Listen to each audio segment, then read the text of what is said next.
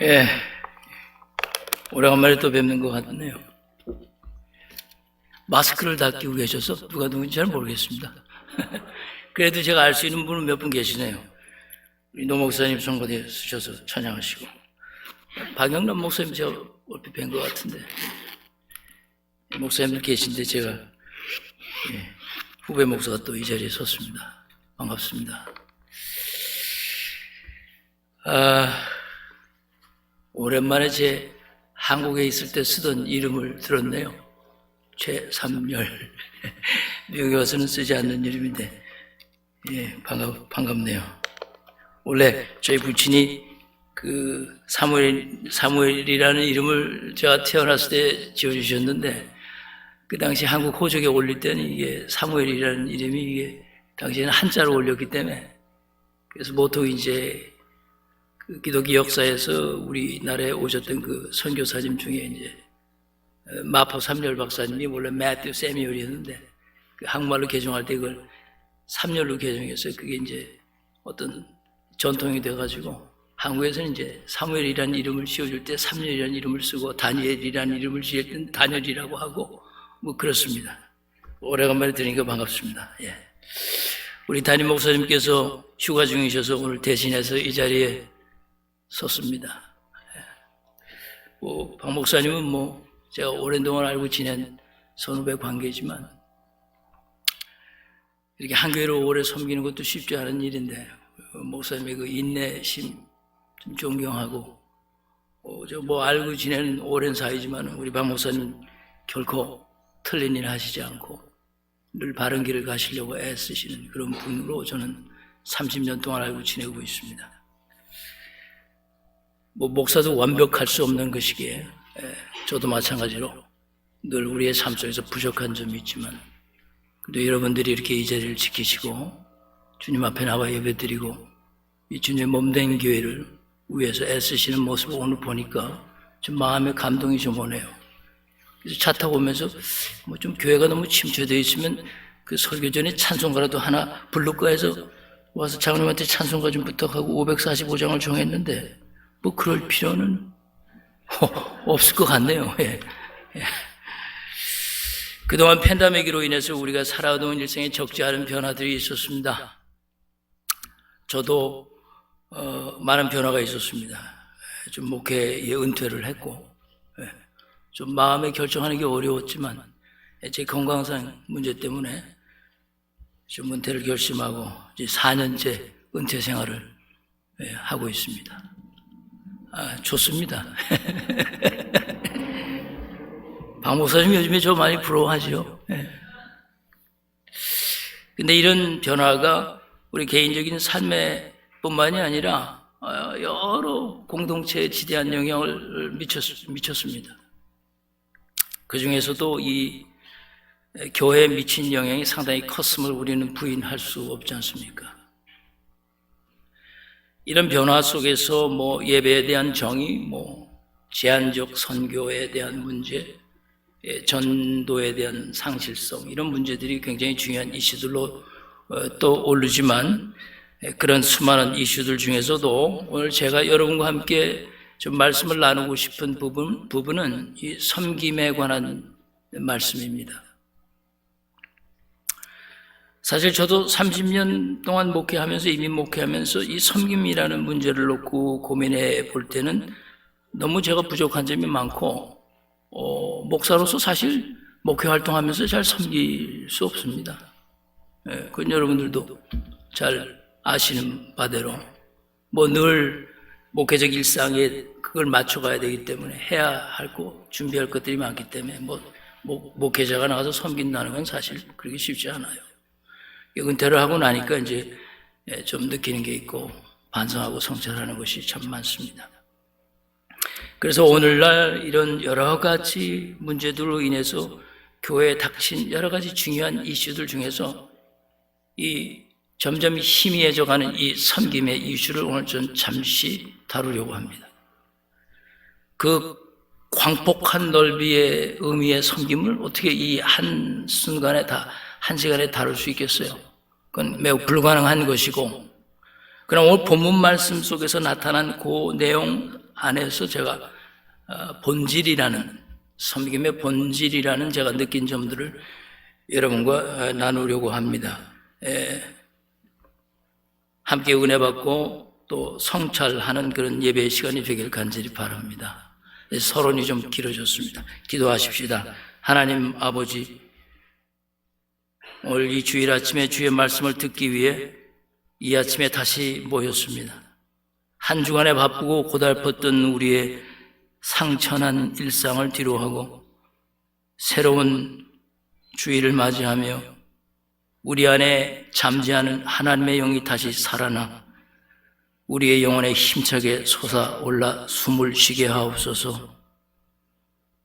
오늘도 주님의 은혜를 사모하며 이 자리에 섰사오니 주님께서 듣는 자나 전하는 자 모두가 하나님의 음성에 귀를 기우는 시간이 되게 하옵소서.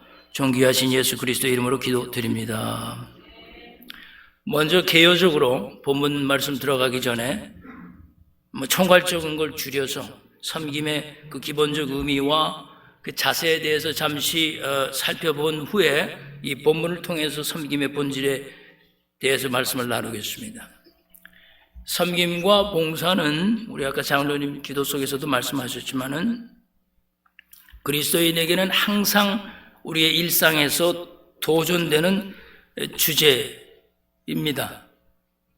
많은 그리스도인들이 이 섬김과 헌신의 문제를 이건 제가 느낀 걸 말씀드리는 거예요. 여러분은 그렇지 않으실 수도 있습니다. 어떤 신앙적, 그리스도인의 신앙적 의무로 생각하는 경우가 많습니다. 저도 그렇게 30년을 신앙생활 목회하면서 해왔으니까요. 의무감으로 해야죠. 이것이 틀린 것은 아니지만은 지금 이렇게 강단에서 떠나서 내 일상을 이렇게 살아보면서 상당히 느끼는 점이 많습니다.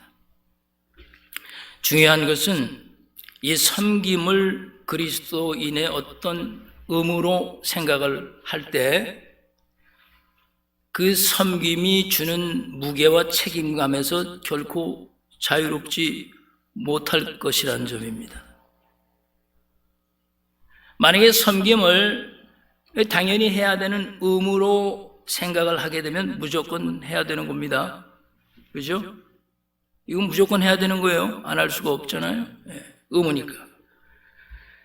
그러나 이 어떤 섬김의 문제를 우리가 놓고 그 섬김의 그 방향과 그 주제가 무엇이든지 간에 그 섬김의 문제를 놓고 내가 이것을 섬길 것인가 아니면 내가 섬기지 않을 것인가 라는 문제를 놓고 내 자신을 영적인 시험대 위에 턱 올려놓고 점검을 하기 시작하면 상황은 매우 달라집니다. 이런 우리 그리스도인들의 생각의 변화는 우리들이 현재 하고 있는 모든 신앙생활 전반에 걸쳐서 적용이 되거든요. 아주 솔직히 말씀드려서 아주 솔직히 말씀드리는 거예요. 예배드리고 그다음에 기도하고 헌금해야 하고 하는 이 모든 것들을 그리스도인의 의무로 생각하고 우리는 하지 않나요? 교단 법에도 그렇게 규정되어 있어요. 이건 그리스도인의 의무라고. 그러나 엄연히 우리가 말해보면 그리스도인들에게서 이 예배와 기도가 과연 의무가 될 수 있을까? 제가 생각하는 심각한 고민들입니다. 사실 이 예배는 의무가 될 수 없고 기도도 의무가 될 수 없고 이건 그냥 삶의 한 부분이 되어야 하는 것뿐이잖아요. It is a part of our everyday daily life에서 일어나야 할 일이지 이걸 의무로 할 수는 없는 거거든요. 한번 생각을 해보면 여러분도 아침, 점심, 저녁을 의무감으로 드시는 분 계세요? 네. 만약에 우리가 아침, 점심, 저녁을 의무감으로 먹어야 한다면 어떤 문제가 생길까요? 여러분 제가 굳이 설명 안 드려도 다 파악하실 수 있겠죠? 먹고 싶지 않을 때 먹어야 하고 또 먹고 싶을 때 못 먹는 겁니다. 정해진 시간이 있고 또 먹어야 할 양도 정해져 있고 의무니까. 이렇게 되면 뭐가 되느냐? 모순이 생기기 시작하는 거죠. 이것이 사실 우리가 현재 모르고 알면서도 또 모르고 그러면서 지나가고 있는 우리 신앙의 현실적 위치입니다. 사실 그리스도인들에게 가장 큰 의무는 우리가 늘 생각하듯이 예배도 기도도 드려야 하는 거 이거 하지 말자는 얘기 전혀 아니에요. 어떤 사람은 또 이거 목사님 하지 말라고 그러는 거 아닙니까? 그런 얘기가 아니죠, 제 얘기는. 기도 예배를 의무적으로 생각을 하게 되면 어떤 문제가 생기냐 하면 드리고 싶지 않을 때 드려야 하거든요. 나오고 싶지 않을 때도 나와야 되는 거예요. 기도하고 싶지 않을 때도 기도를 해야 되는 겁니다. 기도가 안 나오는데도 머리 숙이고 있어야 되거든요. 의무로 생각하고 해야 되니까. 자유로울 수 없죠. 하나님 나 지금 기도하고 싶지 않아요. 그러니 나중에 기도할래요. 이게 돼요? 그래서 예수님께서 신약에서 복음서를 통해서 강력하게 그것이 바리새인들이 하고 있는 신앙이다라고 지적을 하신 거예요. 혹시 원래 이 자리에 그런 마음의 상태로 나오고 계신 분은 없겠죠? 그러므로 제가 경험하는 것은 우리 주위를 둘러봐도 여러 가지 많은 것들이 있겠지만 그리스도인에게 있어 가장 큰 의무는 예배도 드려야 하고 기도도 해야 되고 헌금도 해야 되고 봉사도 해야 되고 하지만 우리 그리스도인들에게 가장 큰 일상의 의무는 날마다 우리를 향해 밀려 들어오는 그 엄청난 삶의 시험과 유혹을 이겨내는 것, 이것이 가장 큰 의무입니다. 날마다 우리 생활에 밀려오는 삶의 유혹과 시험을 이겨내야 한다는 것을 의무라고 생각하고 신앙생활을 하는 사람이 과연 몇 명이 될까요? 나도 그렇게 하지 못했으니까 반성합니다. 이런 관점에서 볼 때 섬김을 해야 하느냐 말아야 하느냐, 이건 의무의 문제가 아니고 우리 날마다 여러분과 내 앞에 놓여져 있는 시험의 문제입니다. 내가 섬길 거냐 안 섬길 거냐, 이건 의무의 문제가 아니에요. 시험의 문제입니다. 시험. 이것이 오늘 제가 본문 말씀 들어가기 전에 이 섬김에 대해서 개요적인 관점에서 첫 번째 여러분들에게 설득시키고 싶은 말씀입니다. 섬김은 의무가 아니고 여러분과 나의 매일 닥쳐오는 시험의 문제다. 또 한 가지는 이 섬김에 대한 우리들의 마음의 자세입니다. 이거는 제가 목회할 때 잘 못 느낀 거예요. 섬김에는 성경에서 말씀하고 가르치고 요구하는 어떤 마음의 자세들이 있어요. 그게 뭡니까? 그리스도의 사랑의 자세, 긍휼한 마음, 자비의 마음, 그런 거 요구하잖아요, 성경이. 그러나 실제적인 섬김의 현장에서 우리가 섬겨볼 때 가장 중요한 자세가 그것이 아니라는 것을 절감하게 되거든요. 제가 이렇게 말씀드리는 이유는 여러분이 장애자와 노약자들을 좀 섬겨보시면 금방 파악을 합니다. 장애자들과 노약자들을 섬기다 보면 물론 그들을 사랑하는 마음, 그리스도의 긍휼한 마음, 자비의 마음을 가지고 하지요. 다 그렇게 하지만 결국 얼마 안 가서는 그것이 중요하지 않다는 걸 알게 됩니다. 여러분이 교회에서 구역을 섬기든지 어떤 봉사를 하든지 선교회를 섬기든지 어떤 섬김의 경우에서도 종종 우리가 실패하고 낙심하게 되는 이유가 바로 여기 있습니다. 섬김의 가장 중요한 마음 자세는 물론 성경이 사랑과 긍휼과 자비를 강조하고 요구하지만 비록 성경에 기록되어 있진 않아도 현실적인 현장에서 가장 중요한 섬김의 자세, 마음의 자세는 공감성입니다. 공감성. 이 공감성이 배제된 섬김을 우리가 그동안 해왔기 때문에 낙심하는 거예요. 방황하는 거예요. 했지만 기쁨도 없는 거죠. 그 내가 섬기고자 하는 것이 어떤 단체든지 어떤 조직이든지 아니면 어떤 개인이든지 간에 그 대상에 대한 공감성이 매우 중요하다는 거죠. 공감성이 배제된 섬김은 사실 참 섬김이 될 수 없다는 것이 제 결론입니다. 공감을 갖기 시작을 하면 그 인내가 따라와요. 일단 공감이 되기 시작하면 인내는 내가 노력을 안 해도 따라오더라고요. 왜? 공감이 되기 때문에 참을 수가 있어요. 그리고 긍휼한 마음도 사랑의 마음도 자연스럽게 따라와요. 자, 나는 몸과 정신이 아주 멀쩡해요. I'm a very able man. I can do anything whatever I want to do. 아주 정상적이에요. 그런데 내가 섬기려고 하는 그 상대가 정상적이지 못해요.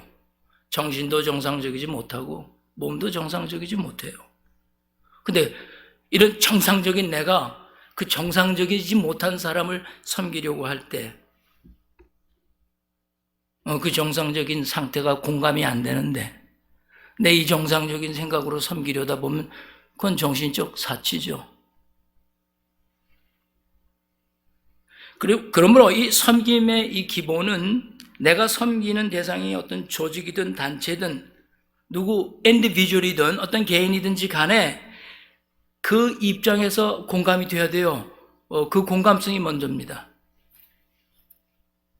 이것이 오늘 제가 본문 말씀 들어가기 전에 여러분과 내가 나누고 싶은 솔직한 제 심정입니다. 공감성이 섬김의 기본 정신이다. 그런 말씀입니다. 나이가 들어서 잘 씹지 못하는 분이 계셔요. 근데 그분 앞에 잘 씹을 수 없는 음식을 드리고 얼마 시간이 지났는데 가서 보니까 못 드시고 계시단 말이야. 왜 안 드세요? 왜 맛이 없으십니까? 뭐 이러면 그럼 왜 안 먹겠어요? 씹을 수 없으니까 못 먹고 있는 거죠. 근데 그런 분들한테 가서 왜 맛이 없어요? 왜 못 드시고 계세요? 안 먹으면 죽습니다. 이건 인격 농락입니다. 그죠? 근데 우리가 종종 그러거든요. 다리가 불편해서 이제 노인들이 워커를 의지해서 겨우 한 걸음을 내딛거든요. 겨우 한 걸음을 내딛는데 시간이 걸리잖아요. 뭐 여러분과 나도 언젠간 다 그렇게 될 거예요. 네. 근데 그런 노인들 앞에서 아니 왜 이렇게 늦게 걸어요? 좀 빨리 거세요. 좀 늦어요. 시간 없어요. 이러다가 늦겠습니다. 좀 빨리빨리 걸으세요. 이건 인격 유린이죠. 공감이 전혀 안 되잖아요. 공감이. 그 사람은 간신히 워커에 한 걸음을 뛰는 게 힘든데 왜 빨리 못 걷느냐 그러면 이건 인격을 아주 도살내는 거죠. 치매 환자 좀 섬겨보셨어요? 그 치매 환자 앞에서 아니 그거 벌써 잊어버렸어. 아니 내가 방금 가르쳐줬는데 그거 또 잊어버렸어. 엄마 왜 이래? 정신 차려. 그거 빨리 죽으라는 얘기입니다. You better die now. 그 얘기를 하는 거예요. 공감이 안 되잖아요. 공감이. 치매 환자가 잊어버리는 거 당연한 거 아니겠어요? 지금 얘기해줘도 2분 뒤에 가면 잊어버려요. 공감이 없는 거죠. 공감. 우리가 옳은 말을 해도 제가 굉장히 아주 반성하는 거예요. 우리가 옳은 말을 해도 내가 옳은 말을 해주고 싶은 사람에 대한 공감성이 없이 하는 옳은 말은 그건 충언이 아니고 뭐가 되는 줄 아시죠? 상처밖에 남는 것이 없습니다. 그거 우리가 하고 있는 거예요. 아내에게도 하고 남편에게도 하고 자식에게도 하고 교인 목사님에게도 하고 성도에게도 하고. 근데 우리 하나님이 그렇게 하셨어요? 네. 성경에서 사랑과 은혜를 강조했다고 우리 하나님의 그 성품과 인격의 공감성이 없으십니까?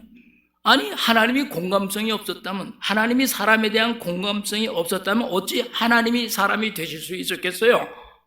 하나님이 사랑만 가지고 사람이 됐나요? No. 우리 사람에 대한 그 공감성, 그 사람이 겪고 있는 그 죄에 대한 공감성, 예. 그걸 하나님이 느끼셨거든요. 하나님은 그걸 전혀 느끼실 필요가 없어요. 죄에 대해서 공감성을. 그런데도 느끼시는 거거든요. 예, 우리의 그 현실을. 그래서 사람이 되시기로 한 거잖아요. 그러니까 사랑과 은혜에서 공감성이 나오는 게 아니고요. 공감성에서 사랑과 은혜가 나온다. 제 결론이에요. 전 그렇게 살고 싶고 지금 그렇게 살려고 노력하고 있습니다. 정신이 온전하지 못한 사람을 좀 섬겨보시면요. 그들이 똑같은 말을 반복한다는 것을 쉽게 알게 됩니다. 물어봐요, 저에게. What is your name? My name is Samuel. 몇 분 지난 후에 또 물어보거든요. What's your name? My name is Samuel. 한 1분 지난 다음에 또 물어봐요. What is your name?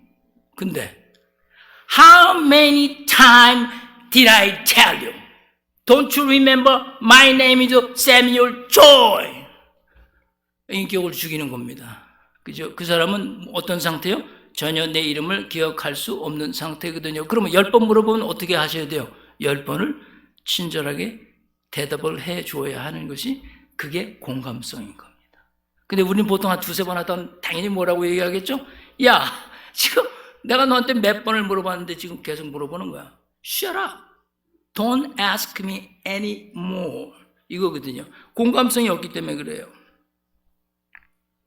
자, 내일 구역 모임이 7시입니다. 우리 구역원들 모두 내일 저녁 7시에 모이십시다. 근데 한 구역원이 늦었어. 아니면 안 나타났어. 내가 7시까지 오라고 그랬어, 안 했어? 우리 구역 모임이 몇 시야? 몰라, 알아.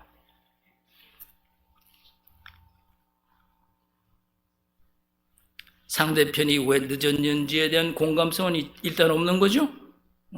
그 사람이 왜 못 왔는지에 대한 공감성은 일단 알 생각을 안 하는 거죠. 스캐닝이 안 되니까. 스캐닝을 안 했으니까. 왜 그 사람이 못 왔지? 왜 그 사람이 무슨 일이 생겼을까? 그게 먼저 선행되어야 하는 건데 그거 없이 그러므로 공감이 없으면 톡손이 나오는 겁니다. 공감하지 못하면 그냥 자기 생각밖에 없는 거죠. 그래서 우리 그리스도인들이 사랑과 은혜가 중요하지만 그런 사랑과 은혜와 자비와 긍휼의 마음이 그냥 자연스럽게 나오고 그 다음에 그 인내가 그저 자연스럽게 따라오게 되려면 먼저 공감을 하셔야 됩니다. 그리고 그 공감에 대한 훈련을 하셔야 됩니다. 저는 지금 그것을 후회하고 반성하고 성찰하고 있습니다. 오늘 본문을 통해서 잠시 살펴보려고 하는 것은 이 섬김의 본질에 관한 것인데 스크린에 아까 잘못 올라왔지만은 오늘 마가복음 2장에 보시면 한 중풍병자를 어떻게 섬기고 그들 앞에 놓여 있는 그 장애물을 어떻게 극복했는지 그리고 그 결과가 무엇이었는지에 대해서 오늘 성경은 분명하게 우리에게 말씀하는 것이 있습니다. 우리가 그리스도인으로서 이 주님과 이 주님의 몸된 이 교회를 섬기는 입장에서도 오늘 이 본문의 말씀은 우리에게 상당한 성찰과 도전을 주는 것입니다. 갈릴리 지역의 이 가버나움이라는 동네는 가난한 동네입니다. 예수님의 그 사역이 아주 중심 지역이었습니다. 예수님께서는 이곳에서 많은 병자들을 고쳤다고 성경이 기록합니다. 예수님께서 갈릴리 지역에서 다시 이 가버나움으로 그 집으로 돌아오셨을 때 한 중풍병자가 예수님을 찾아온 내용을 본문이 기록을 하고 있지 않습니까? 뭐 너무나 잘 아는 스토리 아니에요? 요한을 제외한 모든 복음서에서 이 사건을 동등하게 기록한 이유가 분명히 있습니다. 그것은 인간이 가지고 있는 본질적인 문제인 이 죄에 대한 문제, 이 죄를 사하실 권세가 오직 예수 그리스도께 있다는 것을 세상에 밝히려고 하는 분명한 목적이 있어요. 그리고 그런 죄에 대한 치유를 통해서 궁극적으로 하나님의 영광을 나타내려는 것이 오늘 이 사건의 기록된 목적입니다. 아시다시피 이 중풍병자의 가장 큰 문제가 무엇입니까? 우리 가족과 우리가 알고 있는 주위의 분들 중에서도 중풍병 걸린 분들이 많잖아요. 저희 어머니도 중풍병 오래 앓다 돌아가셨습니다. 그 중풍병자의 가장 큰 문제는 자신 스스로가 자신의 몸을 원하는 대로 움직일 수 없다는 겁니다. 그런 상태의 사람은 절대적으로 다른 사람의 도움이 필요하고 다른 사람의 섬김 없이는 아무것도 할 수 없어요. 이 중풍병자의 이 기록은 그걸 우리에게 말씀해 주는 거거든요, 지금. 다행히 그런데 이 중풍병자는 마가복음 2장에 나오는 중풍병자는 어떤 사람들이 있었어요? 그를 섬기는 사람들이 있었어요. 여러분 오늘 본문 마가복음 2장 3절 말씀을 보십시오. 오늘 3절 말씀에 뭐라고 기록이 되어 있는지 여러분 자세히 한번 보실 필요가 있어요. 첫 말씀이 뭐라고 시작되죠? 사람들이.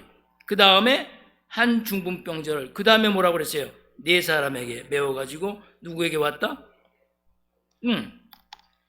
그러면 얼핏 보면 네 사람만 보이는 것 같은데 이 말씀에는 밝혀지지 않은 숫자, 어느 정도의 사람들 중에서 사람들이, 정확하게는 숫자가 밝혀지지 않았지만 some man, some people, 그 사람들 중에서 4명에게 그를 메고 예수님께 오도록 했다, 그 뜻입니다. 여기서 사람들이라고 한 것을 대부분의 영어 번역을 찾아보니까 some man or they라고 기록을 했어요. 그러니까 4사람만이 아닌 거예요. 분명히 말씀합니다. 이 중풍병자가 예수님께 갈 수 있기를 바라는 어느 정도 그룹의 피플이 있었다는 거예요. 3절에 사람들이 그것을 지금 말씀해 주고 있는 거예요. 4명뿐이 아닙니다. 근데 매우 중요한 것은 이 some man, 이 사람들은 자신들의 문제 때문에 예수님께 나온 자들이 아니라는 겁니다. 이들은 한 중풍병자를 섬기면서 그와 함께 예수님께 나온 자들입니다. Some man, 그 사람들 중에 4명. 그들이 예수님께로부터 치유를 받았다는 내용은 기록되어 있지 않습니다. 그들은 매우 정상적인 사람들이었기 때문입니다. 그러나 이들에 대한 가장 아주 중요한 것은 가버나움에서 이미 예수님께서 많은 병자를 고치면서 죄를 치유하시는 예수님의 사역을 많은 사람들이 보아왔어요. 여기서 말하는 이 some man, 이 사람들은 이미 그 가버나움에서 사역할 듯인 예수님을 경험했고, 이건 제 견해입니다. 그 가운데서 그들은 이미 자신들의 죄 문제를 예수 그리스도로부터 해결함 받았던, 믿음이 있었던, 예수 그리스도에 대한 믿음을 이미 마음속에 가지고 있었던 some man, 사람들. 그 중에서 4명에게 그 사람을 메어 예수님께 오게 했다, 그 뜻입니다.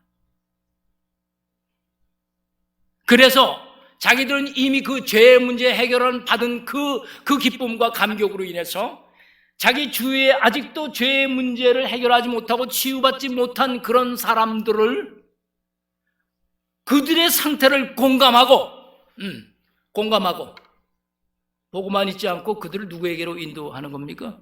예수님께로 인도하는 그 일을 하는 거예요. 그 섬김을 지금 하고 있는 거죠. 제가 이렇게 확신하게 된 이유는 요한복음 5장에 그 베데스다 연못에 몇 년 된 병자가 있었죠? 38년 된 병자의 경우에도 그 똑같은 사람이었거든요. 그도 38년 동안 움직일 수 없는 그런 상태에 있었던 사람입니다. 그 사람도 다른 사람의 도움 없이는 자신을 못에 넣어줄 사람이 없어서 거기 그렇게 있을 수밖에 없었다고 토로했지 않습니까? 섬겨줄 사람이 없는 그에게는 오랜 동안 그 자리에 그냥 그대로 그 모습대로 있었어야 했습니다. 그래서 누가복음 2장에 있는 이 중풍병자와는 달리 예수님이 직접 누구를 찾아갔어요? 38년 된 병자를 찾아간 거예요. 왜? 그에게는 섬겨줄 사람이 없었으니까. 그래서 예수님은 그를 찾아가서 그의 병을 고쳐주신 거예요. 그러면서 예수님이 그 38년 된 병자에게 뭐라고 말씀하셨어요? 요한복음 5장 14절에 보면 더 심한 것이 생기지 않도록 다시는 죄를 범하지 마십시오. 그랬어요. 그러니까 베데스다 연못에 이 38년 동안 누워있던 중풍병자와 이 누가복음 2장의 중풍병자는 좀 상황이 다른 거죠. 38년 된 병자는 뭐가 먼저 일어났죠?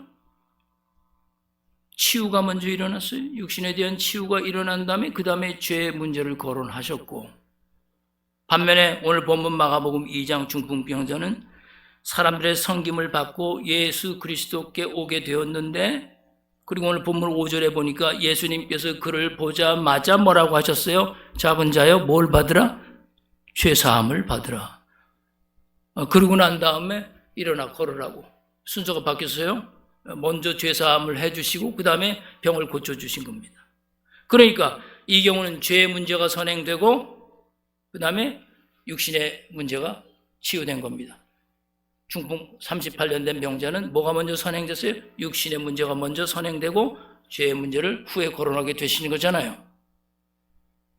그러니까 순서가 뒤바뀐 것뿐입니다. 죄의 문제를 먼저 해결한 받은 이 중풍병자의 경우에는 아마도 이 누가복음 2장에 있는 이 사람은 누구보다도 병을 고침받는 것도 중요했지만 그 썸맨, 그 사람들이 공감했던 것은 병 문제보다도 무엇이 더 공감됐던 거예요? 그가 가지고 있는 죄의 문제가 더 공감이 됐을 거라고 저는 그렇게 성경이 보이기 시작했어요. 그래서 주님께 간절히 나오고 싶어하는 그를 주님께 인도하게 된 겁니다. 그의 그 죄로 인해 고통하고 있는 마음을 공감한 그 형제들이 그를 예수님께 인도했던 것입니다. 그래서 예수님께서 그의 마음을 보시고 뭐부터 해결했어요? 죄의 문제부터 해결해 주신 거예요. 그러니까 이 3절의 썸맨 사람들은 제가 이미 말씀드린 섬김의 기본 정신과 섬김의 자세를 갖고 있었던 사람들입니다. 이건 어디까지나 제 견해일 뿐입니다. 제가 강조하고 싶은 것은 이름이 밝혀지지 않은 이 4명의 사람들이나 뒤에서 그들을 후원한 얼마의 사람들은 예수 그리스도에 대한 믿음이 이미 있었다는 것입니다. 그 썸맨은 그 믿음을 바탕으로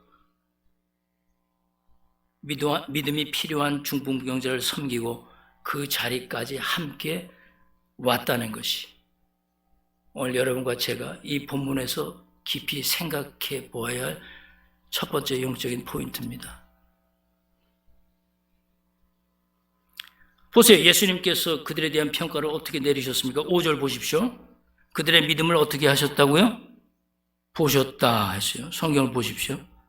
그들의 믿음을 보시고라는 말씀 속에는 누가 들어가 있냐면 some man이 들어가 있고 그 some man 중에서 4명이 들어가 있고 그 다음에 마지막으로 누굽니까? 중풍병자의 믿음이 모두 포함된 거예요. 그들의 믿음을 보았다는 것은 그 사람들의 믿음을 다 보신 거예요. 물론 각자의 믿음의 레벨 상태가 다 다르지만 어느 정도의 믿음을 갖고 예수님께 나온 자들입니다.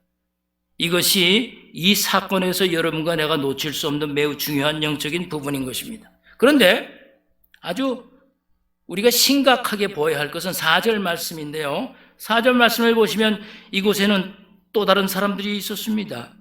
그들을 성경은 뭐라고 표현을 했나요? 무리들이라고 그랬어요. 무리들. 그렇게 규정을 했습니다. 영어 성경에는 not some man이 아니고 crowd라고 했어요. crowd. 아주 재밌는 표현이죠. There are crowd. They are not some man, right? crowd. 무리들. 이들 중에는 자신들의 문제를 가지고 예수님께 나온 자들도 있었을 것입니다. 병고침을 받고 싶은 자들도 있었을 것입니다. 혹은 예수님께서 가버나움에서 행하셨던 그 모든 기적들에 대한 소문을 듣고 그 예수님의 놀라운 치유의 능력을 한번 보고 싶어서 경험하고 싶어서 호기심을 가지고 나온 사람들도 있을 것입니다. 그렇다면 3절 말씀 속에 이 some man 사람들과 이 4절 말씀의 이 무리들, 이 크라우드의 차이가 여러분은 무엇이라고 보십니까? 뭐가 그들을 다르게 하는 걸까요?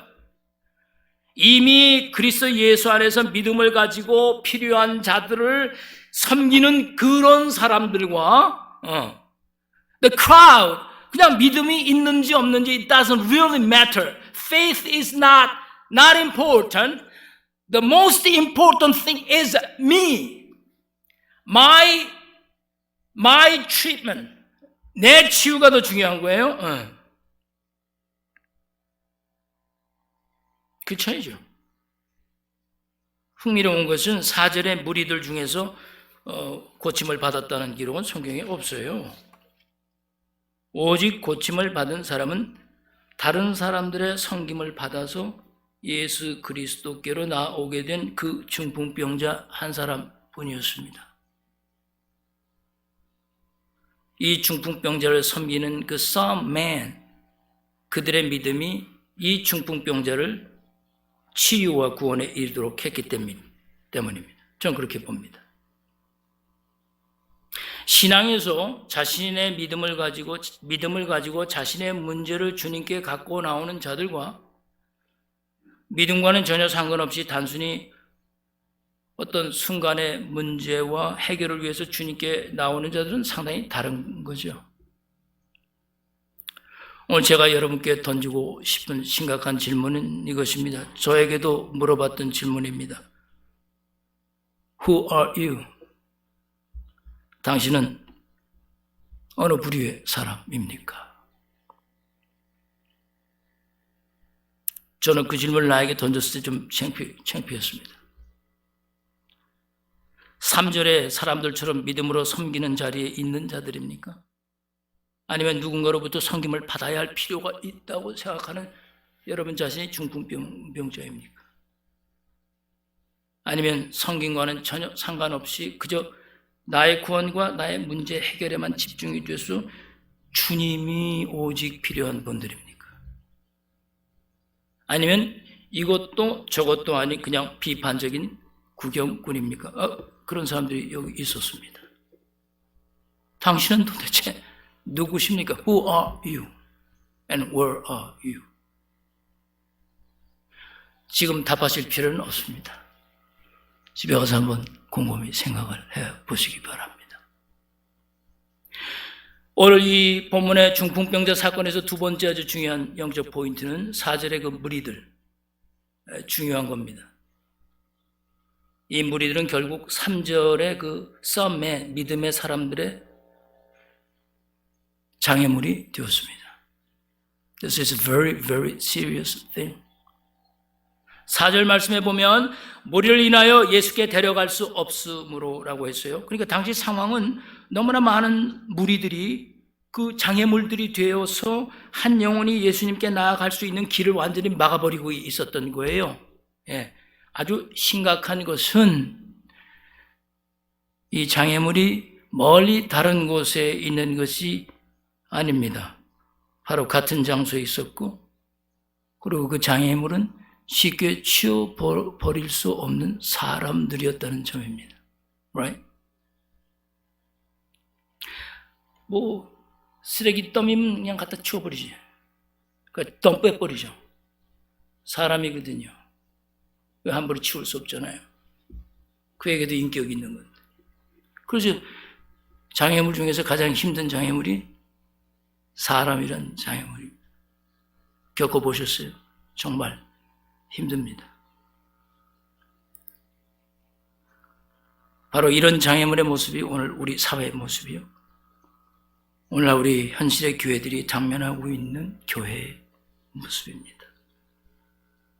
그리고 우리의 가정의 모습이기도 하고요.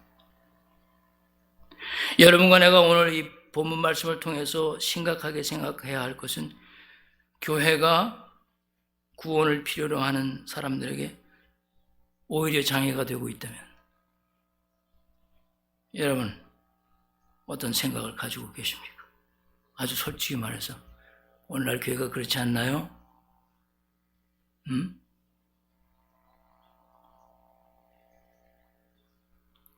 오늘날 사회에서 우리 교회들이 왜 비판을 받는지 우리는 한번 성찰해 볼 필요가 있습니다. 이런 장애물을 이 3절의 썸맨들은 어떻게 해결했나요? 이것이 여러분과 나에게 오늘 말할 수 없는 도전이 될 것입니다. 그들이 장애물이 있다고 예수님께 나가는 것을 포기했나요? 아니잖아요. 그러면 인간적으로 지켜야 할 예의와 상식을 다 지키면서 저들이 스스로 물러날 때까지 기다려야 돼. 저걸 어떻게 치워? 저 수많은 사람들을 어떻게 갖다 내다 버려? 그냥 밀고 들어가. 탱크로 밀고 들어가듯이 밀고 들어가서 예수님께 나아가면 돼. 아니야. 그래도 우리가 기다려야 돼. 저들 스스로가 길을 열어줄 때까지 기다려야 돼. 그랬나요? 아니, 4절의 그 크라우드는요, 섬김의 기본 정신이 없다니까요. 누구에게만 집중되어 있어요? 자기에게만 집중되어 있기 때문에 절대 길을 열어줄 사람들이 아닙니다. 절대 비킬 사람들이 아니거든요. That is a true statement. I'm telling you. 절대 안 비켜요. 섬김의 기본 정신조차도 없는데 어떻게 비켜줘요? 못 비킵니다. 구조가 그런데. 근데 이 썸맨, 예수 그리스도의 믿음을 가지고 있던 사람들은 전혀 예상하지 못한 방법을 택했지 않습니까? 스토리 너무 잘 알잖아요. 그 방법이 무엇이었습니까? 중풍병자를 어디로 올려보냈어요? 지붕으로 올려보냈어요. 그러고 나서 그 지붕에 뭘 뜯어냈어요? 지붕을, 기왓장들을 뜯어낸 겁니다. 이거 정당화될 수 있어요? Can this be justified? 이게 4명의 힘으로만 할 수 있는 일이에요? Because there are some men behind the 4 people, right? 그러니까 이 3절의 사람들은 some men과 함께 했다는 거죠. 예. 그래서 모든 것이 가능했던 거예요.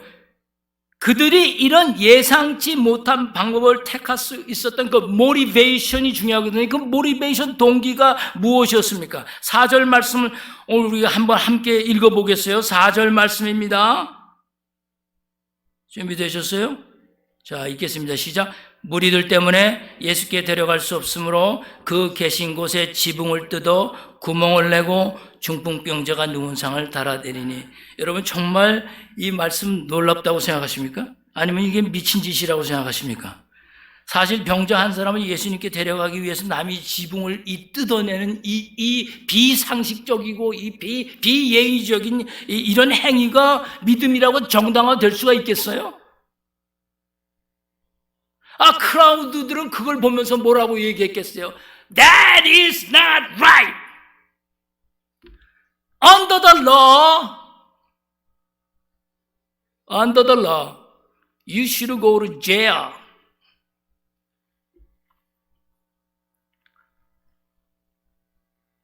하나님 안에 있는 믿음이 법과 상식을 아주 중요시 여기고 따지는 사람들에게는 사실 항상 무용지물이 되곤 합니다. 30년 목회하면서 아주 처절하게 느낀 거예요. 목회를 하니까 내가 자신 있게 얘기하는 거죠. 목회하는데 어떻게 이런 얘기를 할 수 있어요? 난 양떼가 없으니까 지금. 예의와 법도와 상식을 따지고 절차와 원리 원칙을 내세우는 사람들이 많으면 많을수록 생명력은 상실됩니다. 성경은 집주인의 반항에 대해서 전혀 기록하지 않았잖아요. 제일 화날 사람이 누구예요? 집주인이지. 제일 이것이 비상식적이고 이 사회법에 유배되고 이거 고소해야 될 일이라고 소리 지를 사람이 누구예요? 집주인이죠. 오늘 집주인은 아무 얘기 없었어요. 당연히 막아야 할 사람은 집주인이었습니다. 색 관점 학파의 톰 라이트는 이 점에 대해서 이 집의 주인이 예수님이었을 거다라고 주장하는데 저는 어느 정도 동의합니다. 그렇다면 도대체 그들은 무엇 때문에 과감하게 이런 법과 상식을 넘어선 행동을 할 수 있었을까요? 어떻게? 뭐 때문에? 뭘 믿고? 4절에 이렇게 밝힙니다. 무리들 때문에, 여러분이 읽으신 거예요. 무리들 때문에 예수께 데려갈 수 없으므로 그 계신 곳에 지붕을 뜯어 구멍을 내고 중풍병자가 누운 상을 달아내렸다. 분명히 여러분 읽으셨어요? 그리고 들으셨죠? 성경은 누가 계신 곳? 그가 계신 곳이라고 했어요. 여기서 그는 누구를 가리키는 거죠? 바로 예수 그리스도입니다. 그러니까 그들이 믿음을 갖고 이런 상식과 법과 절차와 예의를 넘어선 행동을 할 수 있었던 그 위대한 용기는 바로 예수 그리스도께서 거기 계셨기 때문에, 주님이 바로 그곳에 계셨기 때문에 내가 그 일을 할 수 있었던 거예요. 만약에 주님이 거기 계시지 않았다면 이런 비상식적이고 비예의적이고 법도에 어긋난 일을 했겠어요, 안 했겠어요? 안 하죠. 절대 안 합니다. 그러나 예수님이 거기 계셨기 때문에, 영어로는 뭐라고 번역을 했냐면 in the roof above Jesus, 바로 예수님이 계신 바로 그곳, 예수님 머리 바로 그곳 위에서 재봉을 뜯어낸 거예요. Because Jesus was there. That is the key, right?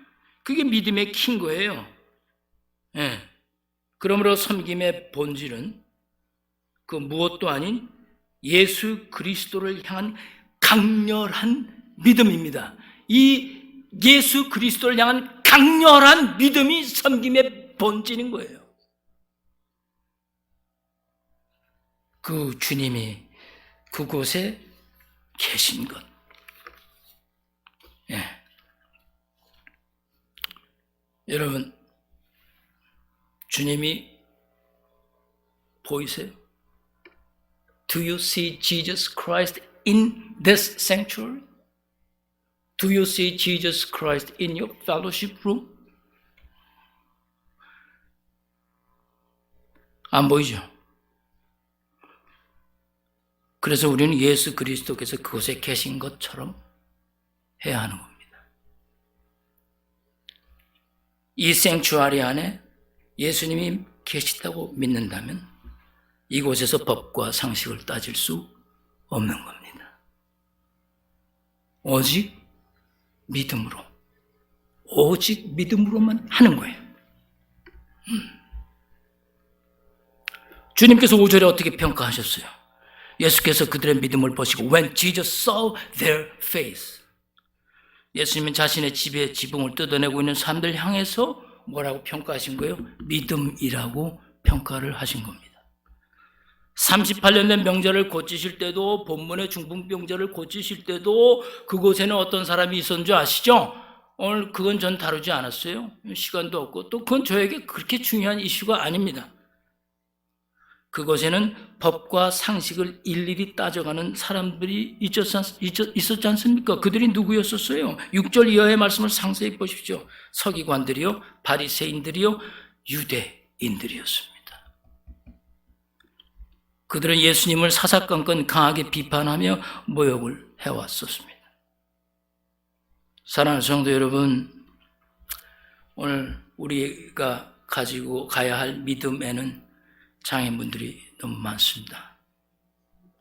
주님께 나오는 이 예배 시간에도 우리들의 발걸음을 막는 장애물이 너무 많지 않아요? 네. 여러분 오늘 나올 때 얼마나 번민하셨을까? 갈까 말까? 의무 때문이 아니라 예수님이 이곳에 계시기에 우리의 발걸음이 무겁지 않기를 바랍니다. 목사님 때문에 나오는 것도 아니고 교회를 위해서 나오는 것도 아니고 어느 정도 맞는 얘기지만 100% 이상 맞는 얘기는 바로 이곳에 주님이 계시다고 믿기 때문에 그 시험을 이기고 나오는 거예요. 코비드-19과 팬데믹이 우리의 믿음의 장애물인 것은 부정할 수 없죠. 그러나 그 더 큰 장애물들이 우리에게 있습니다. 이런 장애물을 이겨내고 주님 앞에 나오기 위해서는 여러분과 나도 때로는 지붕을 뜯어낼 수 있는 믿음이 필요한 겁니다. 뜯어내 버려야 합니다. 4명 가지고 되겠어요, 이게? 4 people? No. We need some man, right? You need some man. This church need some man. Not 4 people. We need more people behind 4 people. Some faithful man.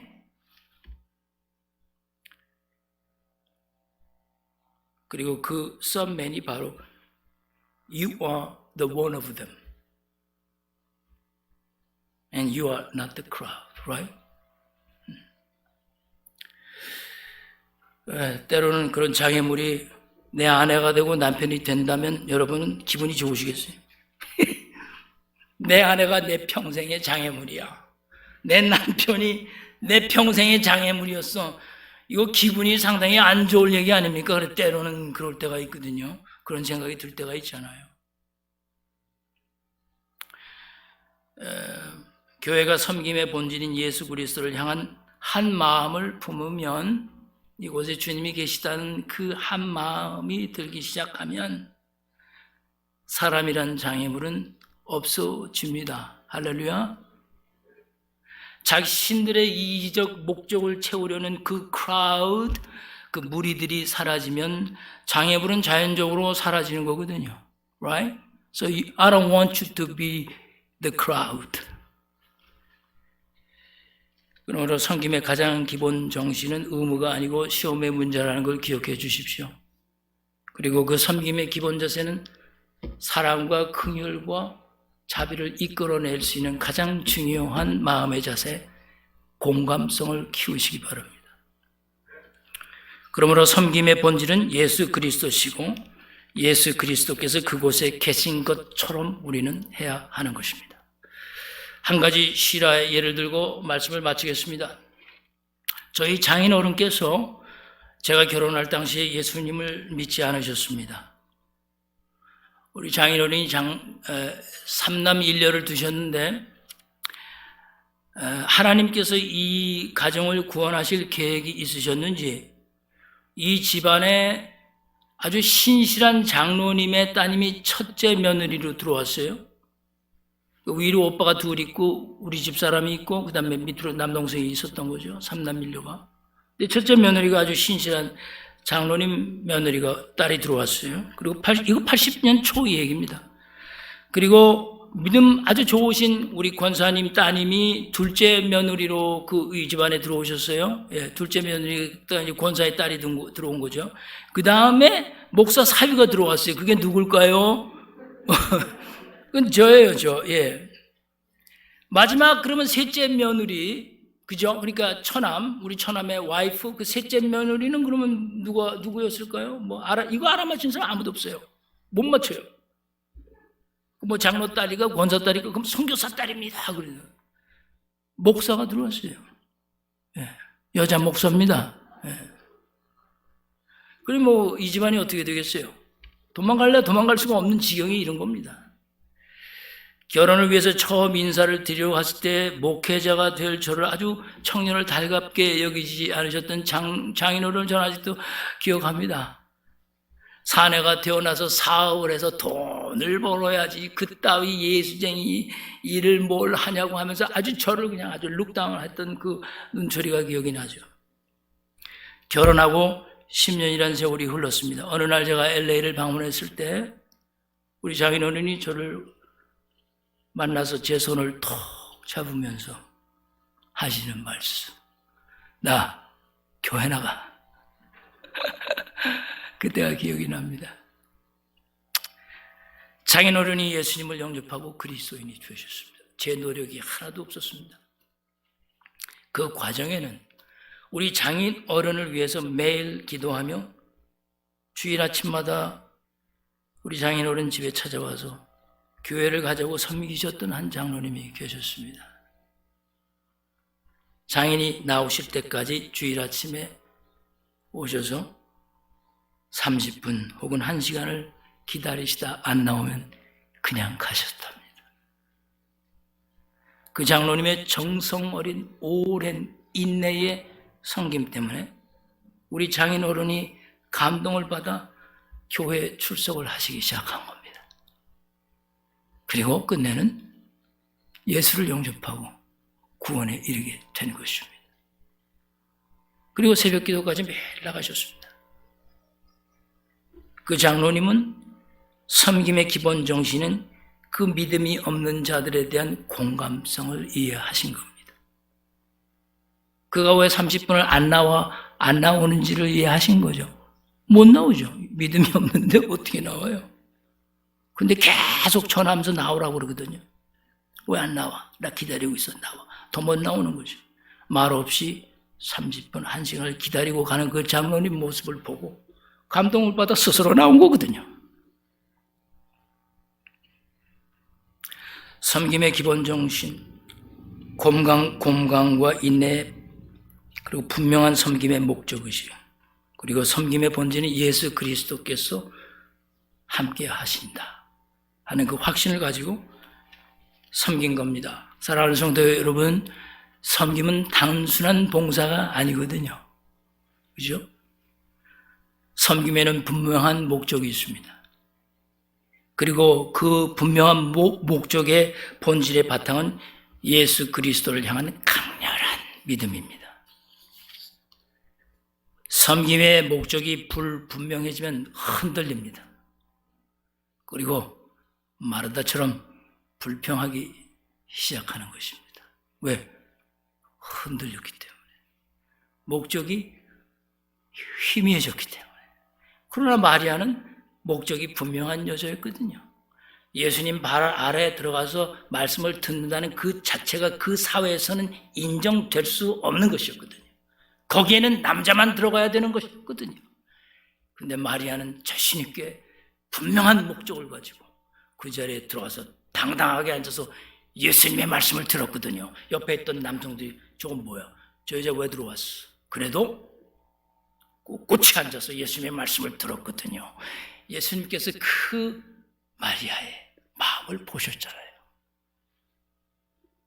불평하는 마르다의 얘기를 들어주셨어요? 야, 가만둬. 넌 너 할 거나 해.